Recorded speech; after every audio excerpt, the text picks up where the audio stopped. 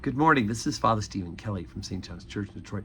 We're continuing our series of daily morning meditations, where we generally look at one or another lessons that are assigned for morning or evening prayer, what is known as the daily office lectionary. Today for Saturday, let's take a look at the first lesson that's assigned for morning prayer, and that is the end of the book of Deuteronomy, one of those 5 books known as the Pentateuch, penta meaning 5, the first 5 books of the Bible that are attributed to Moses.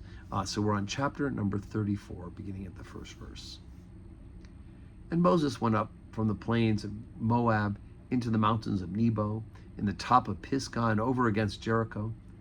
And the Lord showed him all the land of Gilead unto Dan, and all Naphtali, and the land of Ephraim and Manasseh, and the land of Judah unto the utmost sea, and to the south, in the plain of the valley of Jericho, and the city of palm trees, unto Zoar. And the Lord said unto him, This is the land which I swear unto Abraham, and unto Isaac, and unto Jacob, saying, I will give it unto thy seed. I have caused thee to see it with thine eyes, but thou shalt not go over thither.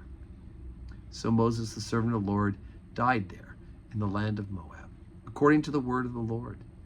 And they buried him in a valley in the land of Moab, over against Beth Peor, but no man knoweth of his sepulchre unto this day.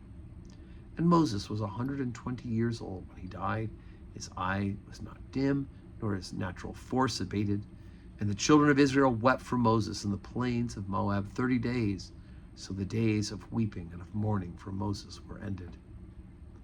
And Joshua the son of Nun was full of the spirit of wisdom, for Moses had laid his hands upon him. And the children of Israel hearkened unto him, and did as the Lord commanded Moses. And there arose not a prophet since in Israel like unto Moses, whom the Lord knew face to face. And all the signs and the wonders which the Lord sent him to do in the land of Egypt to Pharaoh, and to all his servants, and to all his land. And in all that mighty hand, and in all the great terror which Moses showed in the sight of all Israel. All right, it's kind of here ends the story of Moses.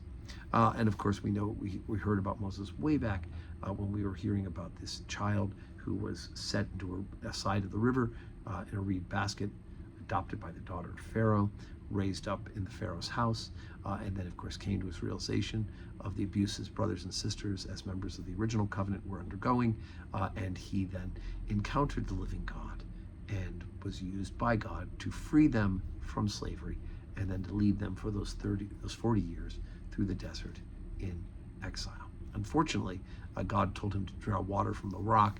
Moses did beyond that, trying to one-up God, and God said, for your arrogance, you will not actually step foot into that promised land, but you will bring the people to it, and you will see it. And so that has been fulfilled. The greatest of the prophets. So today is Saturday. No public worship again today at St. John's, but we're saying our prayers at home.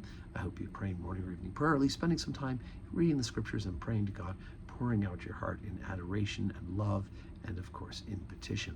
And please do pray for us, and we will be praying for you who are watching these morning meditations. Tomorrow, Sunday, hurrah! We gather together for worship. Morning prayer, 7:30, 8 o'clock Holy Communion, 10 o'clock Holy Communion, and then 5:30 evening prayer. So pick a service or two, come to 7:30 at 8, or come to 8, and then come back at 5:30, or come to 10 and come back at 5:30. Or if you can only come to one of the services, pick one and come. But the most important thing is you come to church and receive Jesus in the Blessed Sacrament. And may God give you a Sunday that is full of blessings.